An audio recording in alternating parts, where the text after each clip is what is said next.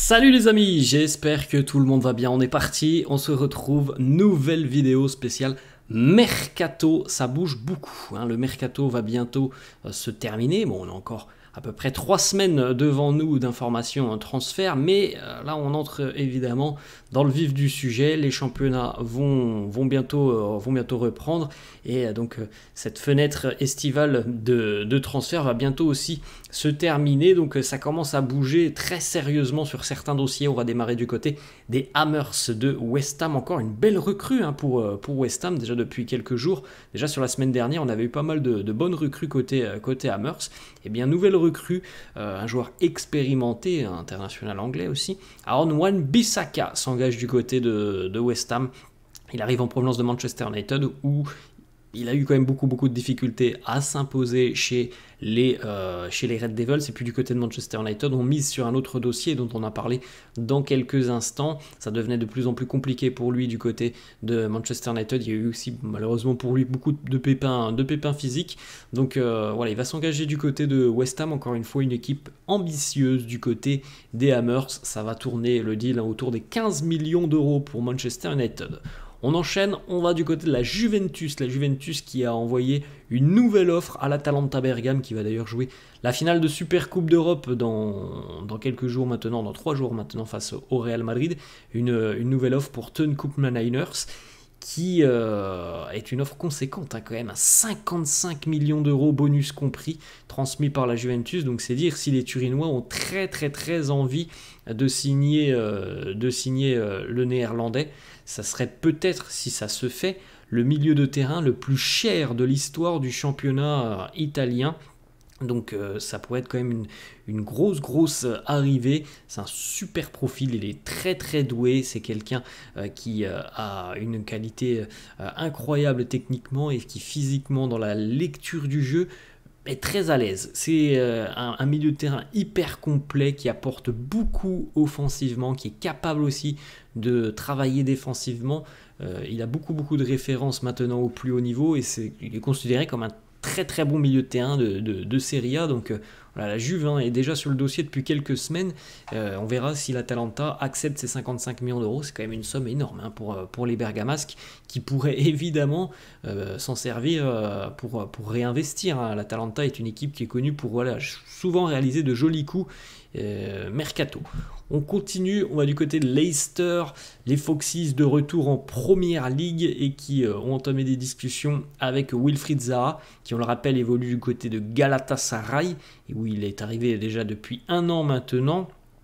Bon, ça n'a pas été une saison exceptionnelle pour Wilfried Zaha, c'est une saison correcte du côté de Galatasaray, mais lui ne serait pas contre l'idée d'un retour du côté de l'Angleterre, du côté de la Première Ligue. Alors on sait qu'il y a son club de toujours qui est aussi sur le dossier, évidemment, Crystal Palace, qui verrait bien revenir à Zaha sous la forme d'un prêt d'une saison. Mais on a aussi Leicester. Voilà, c'est peut-être une belle opportunité pour lui de retrouver la Première Ligue si véritablement il est intéressé. On va du côté de l'Udinese, on en avait parlé et c'est fait. Alexis Sanchez retourne donc là où tout a démarré pour lui, du côté d'Udine. Bon, c'est quand même une belle fin de carrière, on va dire, pour lui. Je pense qu'on ne le reverra peut-être plus dans un grand club. Alexis Sanchez, c'est peut-être sa dernière aventure d'ailleurs en Europe, je ne sais pas.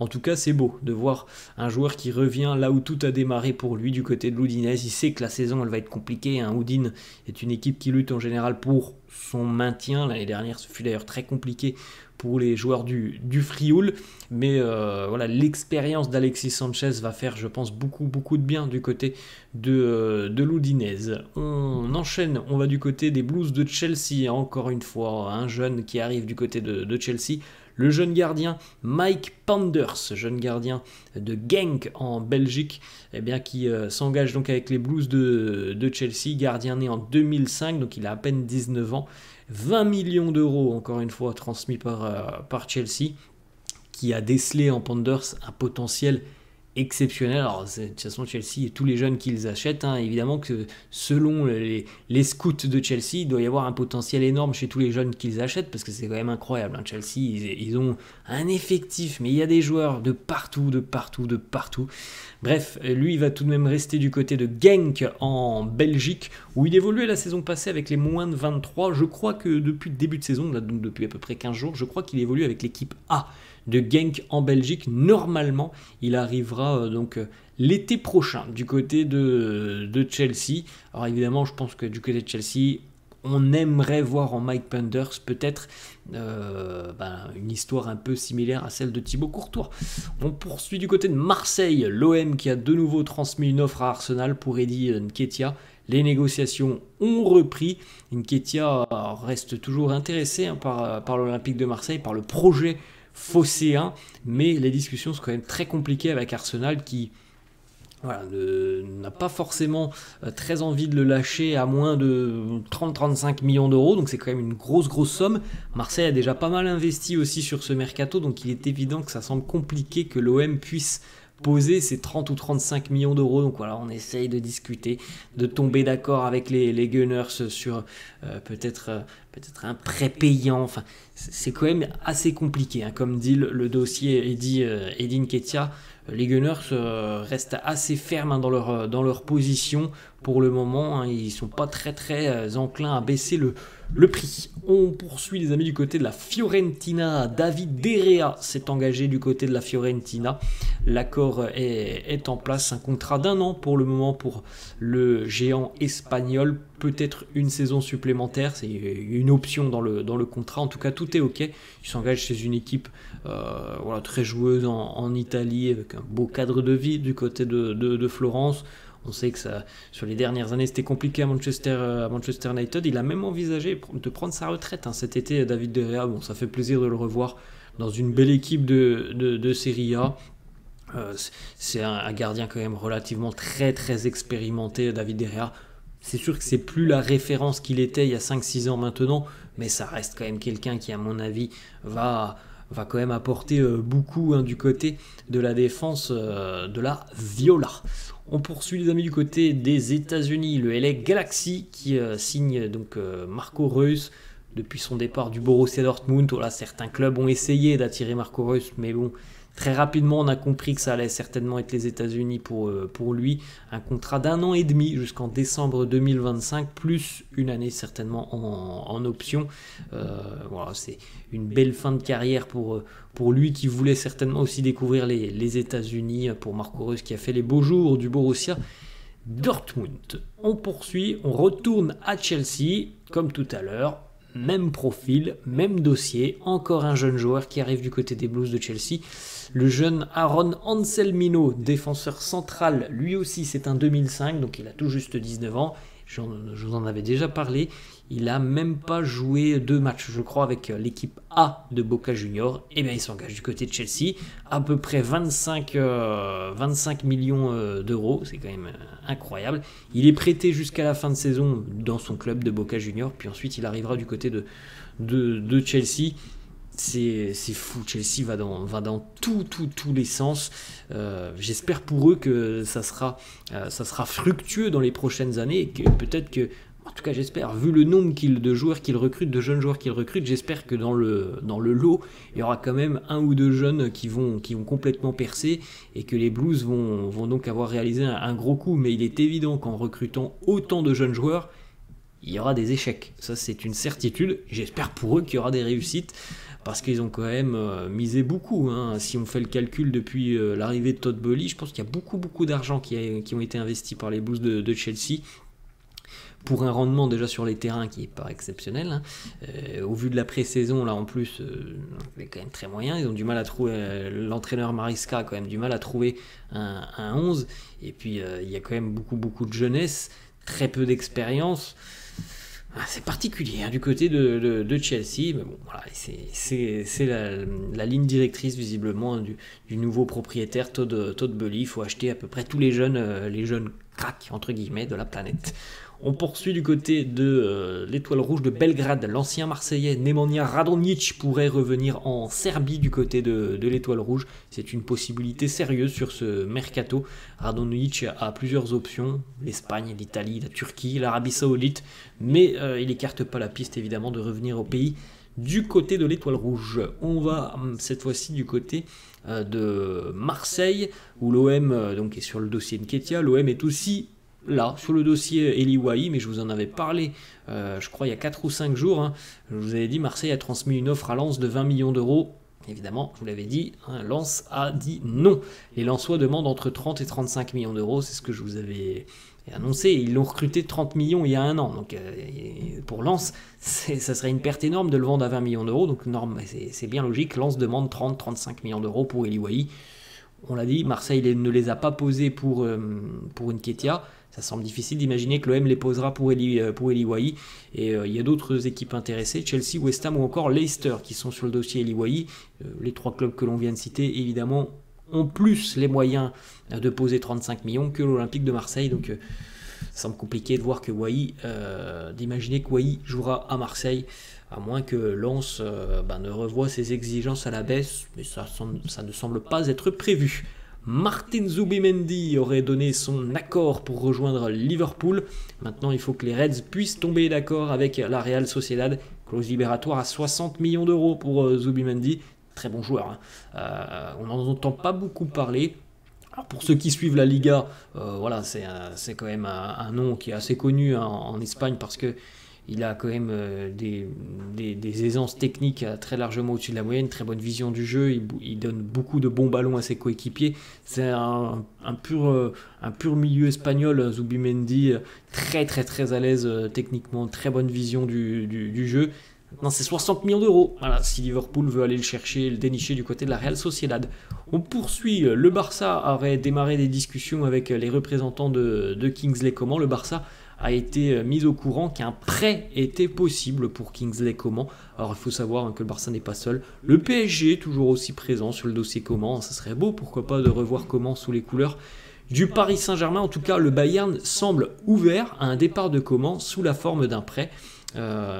Et ça pourrait accélérer parce que le Bayern va se séparer de 2 joueurs, on en parlera dans quelques instants. Arsenal qui continue aussi de travailler sur la faisabilité de ce deal Mikel Merino, c'est 25 millions d'euros.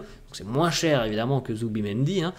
C'est un super joueur de ballon. Il y a déjà un accord entre les Gunners et le joueur. Et on continue d'essayer de convaincre la Real Sociedad de baisser un tout petit peu ce prix de 25 millions d'euros. On retourne à Chelsea, 3e arrivée pour les Blues de Chelsea. Alors là pour le coup, c'est un joueur qui a quand même beaucoup plus de références, qui connaît très bien la Première Ligue, ça fait 5-6 ans qu'il est du côté de Wolverhampton.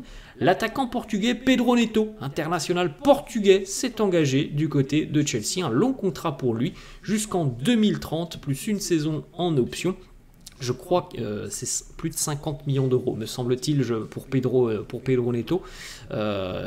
Du côté des Blues de Chelsea, on pense que le joueur peut être vraiment un ajout, hein, dans le système offensif. Il peut jouer des deux côtés, à gauche, à droite. Il est assez flexible, il a beaucoup de qualités techniques. L'année dernière, il a délivré, je crois, une dizaine de passes D en première ligue. Alors, c'est pas un grand buteur, hein, Pedro Neto, mais en tout cas, c'est quelqu'un qui fait beaucoup de différence et c'est un très bon joueur de ballon. On continue, les amis, du côté du Stade Rennais. Les Bretons qui ont envoyé une offre au Barça pour le jeune défenseur sénégalais Mikayil Faye, une offre d'à peu près 10 millions d'euros qui inclut des clauses en plus pour le Barça sur une éventuelle revente. Le Barça pourrait garder donc voilà, pourrait garder un petit peu son avis sur le joueur de 20 à 25% sur une éventuelle revente. Le Barça a aussi demandé à inclure une clause de rachat sur ce dossier, donc voilà, il pourrait quitter le club. Il y a un mois, il devait partir pour Porto, ça ne s'est pas fait. Rennes pourrait être une bonne alternative. Il est tout fraîchement international sénégalais. L'année dernière, il a évolué avec l'équipe B du Barça. Il s'est montré d'ailleurs décisif, hein. C'est un joueur qui est assez à l'aise dans le domaine aérien. Il a marqué l'année dernière, je crois, 2-3 buts de la tête. Il s'est entraîné bah, ça lui est déjà arrivé de s'entraîner avec l'équipe A l'année dernière du Barça. On peut se douter que du côté de Rennes, il aurait beaucoup plus de temps de jeu. Il a déjà marqué aussi avec les internationaux du Sénégal, hein, international A, je crois, lors de sa première sélection. Il avait marqué un coup franc d'ailleurs monstrueux de 30 mètres, assez costaud, Michael Faye. On poursuit du côté de Milan, on en parle déjà depuis un mois de ce dossier. Emerson va s'engager du côté de Milan, ça devrait être fait aujourd'hui. Le latéral droit va passer sa visite médicale, il arrive en provenance de Tottenham. Tout est ficelé dans ce dossier Emerson. On poursuit et on reste à Tottenham. Les Spurs qui ont trouvé peut-être le remplaçant d'Harry Kane. C'est tout ce qu'on lui souhaite. En tout cas, c'est un très bon attaquant de Premier League. Dominique Solanke, l'attaquant de Bournemouth, va s'engager avec les Spurs. C'est fait même. Plus de 65 millions d'euros pour Dominique Solanke. Un long contrat jusqu'en 2030. Un attaquant qui est extrêmement doué dans la surface de réparation, très rapide, qui prend beaucoup la profondeur, Dominique Solanke. Je pense que c'est une très belle recrue hein, pour Postecoglou. À mon avis, il va bien s'amuser hein, s'il est bien servi en ballon par Heung-min Son par exemple ou Richarlison. D'autres joueurs aussi, hein, côté Spurs. C'est une équipe très joueuse, cette équipe de Tottenham. On l'a vu l'année dernière avec Postecoglou. C'est peut-être une très bonne addition hein, dans le secteur offensif, cette arrivée de Dominique Solanke qui a marqué énormément avec Bournemouth. On va du côté du Napoli. Victor Osimhen a demandé officiellement à quitter le Napoli. Chelsea reste toujours une option pour Victor Osimhen, malgré les arrivées de Neto et aussi de Homo Rodion, dont on a parlé un petit peu plus tôt cette semaine. Osimhen n'a absolument pas l'intention de réduire son salaire ou d'accepter un prêt. Donc Chelsea est toujours très intéressé. Et du côté de Naples, on serait toujours un petit peu aussi intéressé par Romelu Lukaku. Donc voilà, c'est un dossier qu'il faudra suivre sur les prochains jours. Le dossier Osimhen, bon, le PSG est toujours présent, mais pour le moment, c'est pas forcément, il semblerait, la priorité du PSG. On va du côté du Barça, alors c'est officiel depuis quelques jours maintenant. Dani Olmo s'engage du côté catalan jusqu'en 2030. Il arrive en provenance de Leipzig pour 60 millions d'euros, bonus compris. On va du côté de Stuttgart en Allemagne. Stuttgart qui a quand même perdu beaucoup de joueurs hein, cet été après leur très belle saison l'année dernière en Bundesliga. Hein, ça a été une réussite exceptionnelle pour Stuttgart qui va jouer la Ligue des Champions cette saison. L'arrivée de Deniz Undav qui arrive en provenance de Brighton. Deniz Undav, attaquant allemand, qui arrive en provenance de Brighton contre 30 millions d'euros. Il ne souhaitait qu'un retour en Allemagne et donc du côté de Stuttgart, c'est une belle recrue.